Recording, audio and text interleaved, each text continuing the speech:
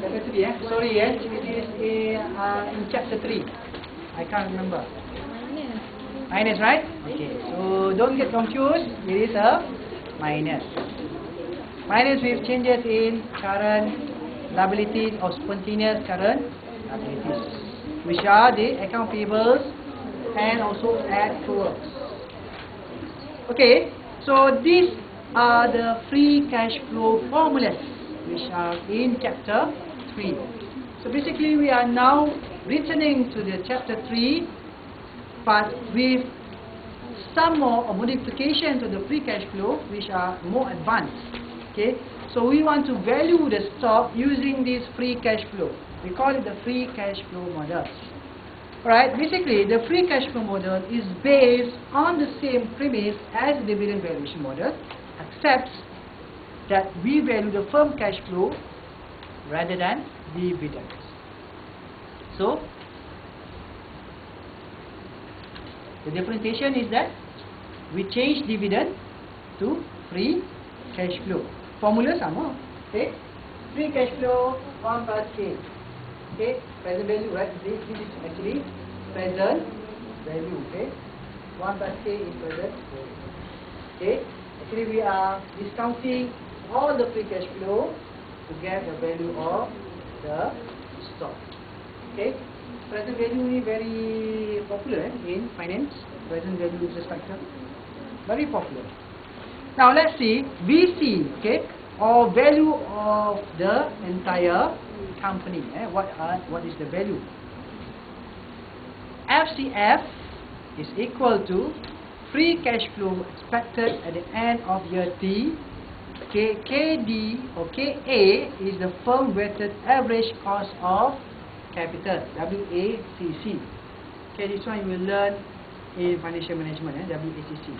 Oh, no, we will be learning in capital budgeting. Okay. So the free cash flow valuation model estimates the value of the entire company and uses the cost of capital as the discount rate. So we use the cost of capital as our discount rate, and then we find the value of the entire company, and then we look at this. Okay.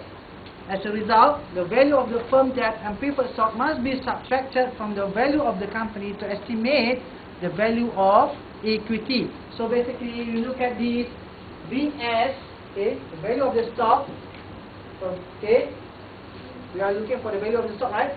Equal to VC, or the value of the entire company, minus with VD, or the value of the debt, minus with value of preferred stock. Okay, value of the entire company minus value of the debt and value of the preferred stock. Actually, what is left is value of the common equity. The value of the common equity. So actually, it is VS. So you do remember asset, the accounting equation. What is the accounting equation? Asset equal liabilities plus owner's equity. So if we minus liability, it is debt, right? And then we minus preferred stock, what is left? Common equity, right? Common stock.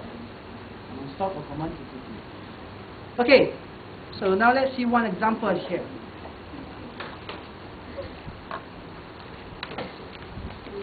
Table 7.4. 7.4. Okay, Dewhurst Incorporation data for free cash flow valuation model, page 331.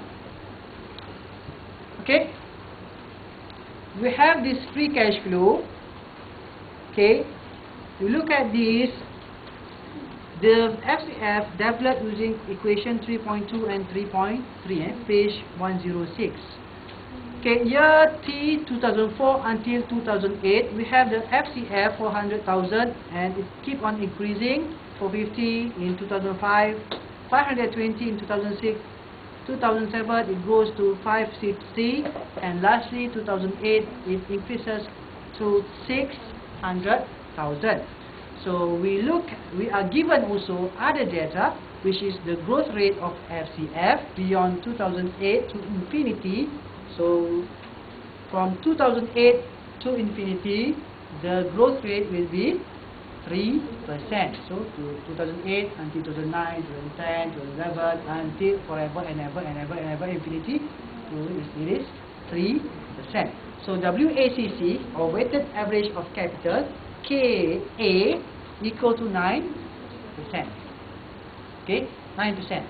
And then market value of all debt is BD, or 3.1 million.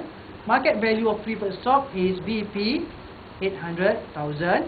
Number of shares of common stock outstanding is 300,000. Okay, now how are we going to find the value of the stocks? First, we have to discount, right? The free cash flow. Remember, we have to discount. First, the first one, we have to discount. VC, we have to find the value of the entire company by discounting the free cash flow. Okay, how are you going to discount it? Using table. Okay, you use the table, find the discount factor. PVIF. Okay, PVIF, discount rate 9%, right?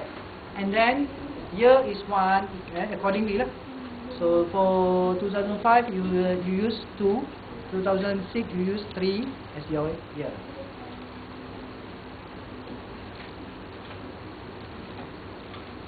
Okay. So value of,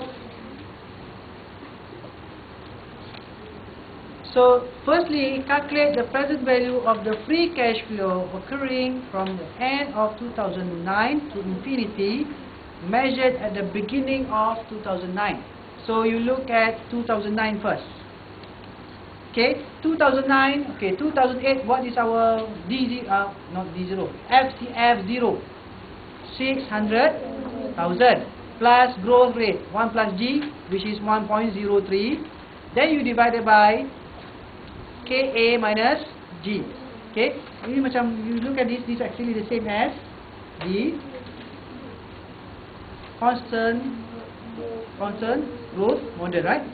Because it's actually constant growth, 3% until infinity, right? It is constant growth model. So 618 divided by 6%, you get 10,300,000. Okay, you can find it. You have to use the calculator. At least you understand. Okay, 618. Okay, divided by 6%, you get 10.3 million. Okay, 10.3 million. The first one, first step. The second step. Okay, can I continue? Okay, second step. Second step, add the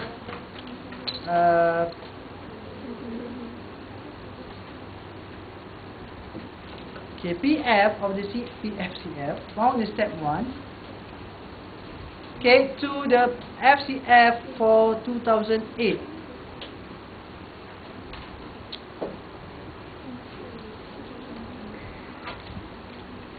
Okay, you plus 10,300,000 with the 600,000. Okay, PF tu macam dividend 0 lah, atau FCF 0. You plus FCF 0 with the FCF for 2008.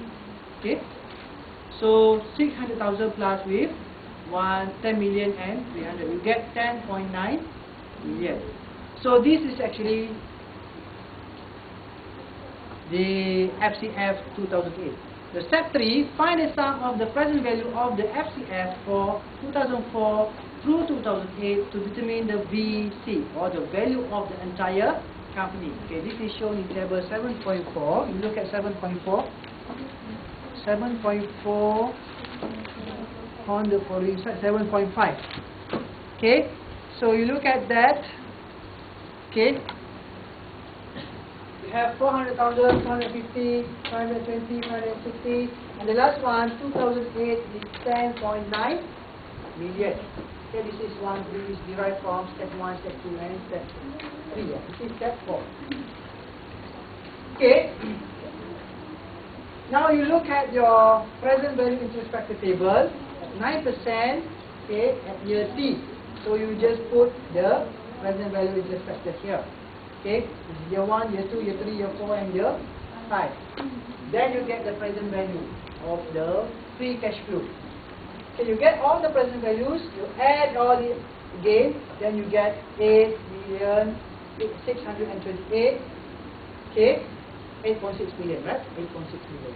This is the value of the VC. Now, how are you going to calculate the VS, value of the stock? Remember, VS is equal to VC minus VD minus VP. So, how much is our VD? 3.1 million. How much is our VP? 800,000. Total 3.9 million, right? So 8.6 million minus with 3.9 million, you get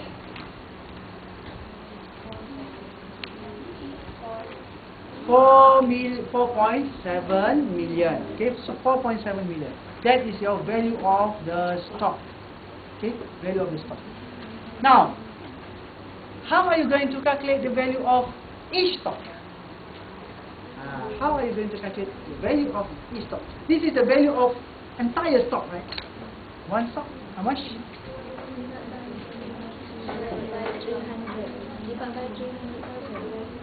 Yes? Divided by? Number of stock. How much is the number of stock? So how much do you get? 15.7. Yes? 15.7.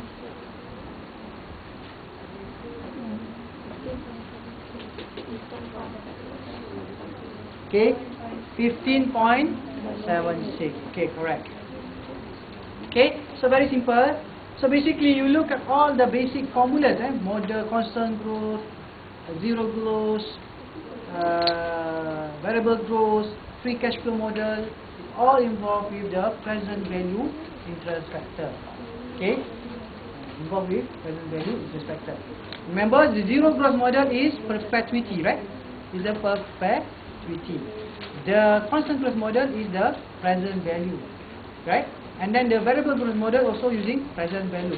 Free cash flow model also present value, but we have to add all the present values. So basically, it involved with present values interest factors, which is very important. The time value of money in finance, conventional finance, is important.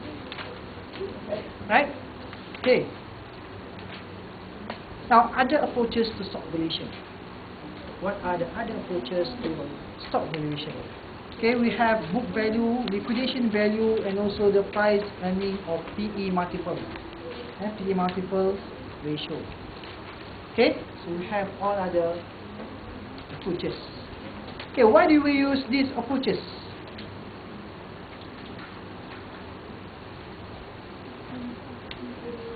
Sometimes we do not have some stock do not pay dividends. Okay, so it's hard for us to use dividend as our indicator, right? So that's why we use this one. Very simple. Okay, because they do not pay dividend. But that one is seldom occur. Small companies only. Sometimes for small companies. Okay, we look at the book value or the net tangible asset, NTA. Remember, I've already price. Okay, then you add up all these present values to get you the stock price at the year end 0. Okay, so that is the formula. Okay, you look at this. Look at another example. Okay, this model involves the computation of year-to-year dividend, which are then discounted at the investor required rate of return. Okay, now the example here, what would an investor be willing to pay for a stock if she just received a dividend of 250 ringgit, 2 ringgit and 50, this is D0. Her required return is 15%, so K is 15%, and she expected dividend to grow at the rate of 10% per year, so that is the constant growth model. Okay, for the first 2 years, so until the second year only.